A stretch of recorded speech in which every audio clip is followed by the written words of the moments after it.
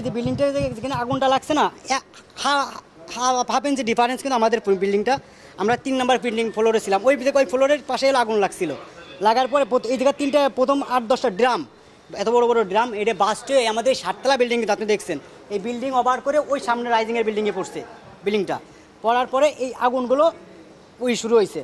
আর ওই এখানে তো পুরো রাইজিং, এটা তো রাইজিংয়ের গার্মেন্টস, ওই সামনে ট্রাক রাখে, ট্রাকে মনে করেন যে 8টা-10টা ট্রাক সবসময় থাকে, এদের যা ওয়াশ করে, তো ওই ওয়াশের ওই ট্রাকের মধ্যে সিলিন্ডার থাকে, গ্যাসের সিলিন্ডারগুলো থাকে, হ্যাঁ ওয়াশিংয়ের কাজ করে ওরা।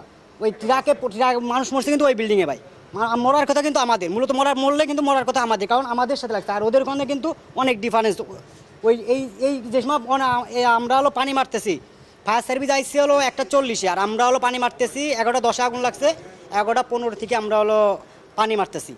পরে ফায়ার সার্ভিস আসার পরে ওরা হলো একটার পরে ওদের যে আগুন লাগছে, ওরা কিন্তু অনেকে বাইরে হলে বাইরে হয়ে যেতে পারতো, অনেকে বাইরে হইতে পারে না যাদের ছিল।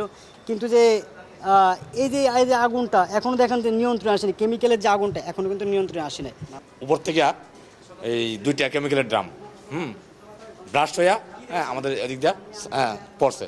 তা আমি তো 1 হাত বা 1.5 হাত এতটুকু ব্যাকসম পড়ছে ড্রামটা।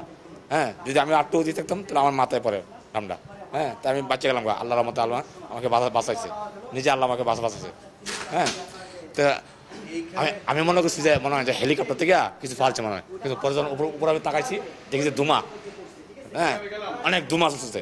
আমি তাড়াতাড়ি বাসি করিয়া বাসি বুদ্ধিতে লাগলাম, লাগিয়ে বললাম যে ফায়ার সার্ভিস খবর দেন, চালু করে ফায়ার সার্ভিস খবর দেন। এর থেকে শুরু করে দৌড় দিয়া আমি ওই মাথা বন্ধ গেলাম, গিয়া বললাম যে তাড়াতাড়ি ফায়ার সার্ভিস খবর দেন, তাড়াতাড়ি শীঘ্রই ফায়ার সার্ভিস খবর দেন।